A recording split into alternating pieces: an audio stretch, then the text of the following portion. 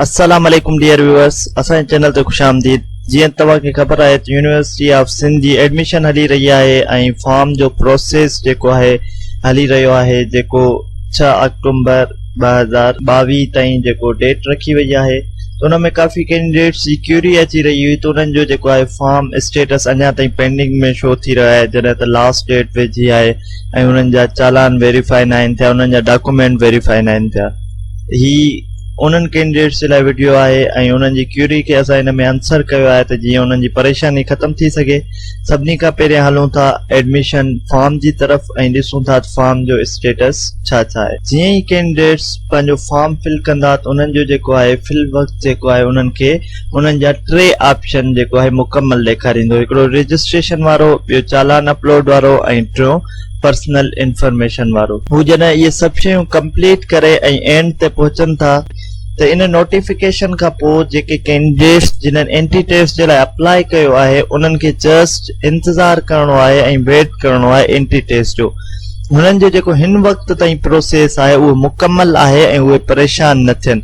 ही फॉर्म जो status draft इन करे आहे जॾहिं तव्हांजी एंट्री टेस्ट 4th स्टेप आहे, एंट्री टेस्ट मुकमल थींदी, उन खां पोइ तव्हां क्वालिफिकेशन एड कंदव, उन खां पोइ तव्हां पंहिंजी कैटेगरीज चूज़ कंदव त तव्हांखे सेल्फ ते एडमिशन मिले, तव्हांखे मेरिट ते एडमिशन मिले, तव्हांखे स्पोर्ट कोटा ते एडमिशन मिले। इहे सभु तव्हां कैटेगरी सिलेक्ट कंदव। उन खां पोइ तव्हां पंहिंजा डिज़ायर डिसिप्लिन सिलेक्ट कंदव जंहिंजा तव्हां ख़्वाहिशमंद आहियो। जीअं त लॉ वारा आहिनि त उहे लॉ पढ़ंदा, उहे लॉ सिलेक्ट कंदा। ईअं जेके फार्मेसी वारा आहिनि उहे फार्मेसी सिलेक्ट कंदा ऐं जेके बि ख़्वाहिशमंद हज़रात जिन्हनि डिपार्टमेंट्स आहिनि उहे पंहिंजा प्रोग्राम सिलेक्ट कंदा।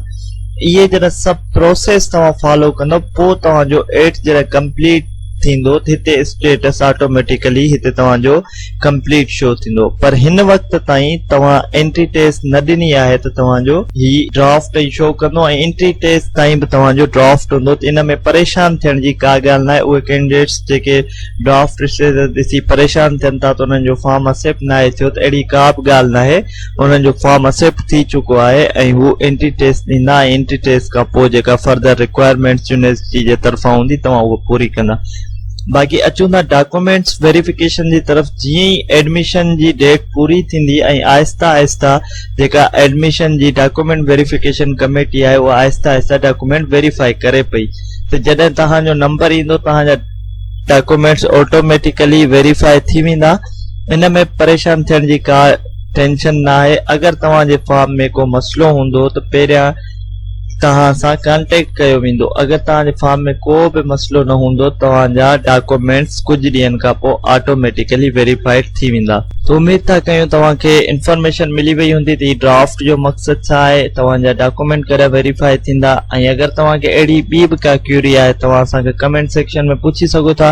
ऐं मज़ीद अहिड़नि इंफॉर्मेटिव वीडियोस जे लाइ असांजे चैनल खे लाइक कयो, सब्सक्राइब कयो त जीअं असांजी ईंदड़ जेका बि नई इंफॉर्मेटिव वीडियोस हुजे यूनिवर्सिटी ऑफ सिंध जी एडमिशन बाबति, यूनिवर्सिटी ऑफ सिंध जी एंट्री टेस्ट जी प्रिपरेशन बाबति, यूनिवर्सिटी ऑफ सिंध जे फर्दर जेके बि ईंदड़ प्रोसेसिस आहिनि एडमिशन खां वठी तव्हांजी क्लासिस स्टार्ट थियण ताईं असां तव्हां सां गॾु हूंदासीं ऐं तव्हांखे गाइड कंदा रहंदासीं। अल्लाह हाफ़िज़।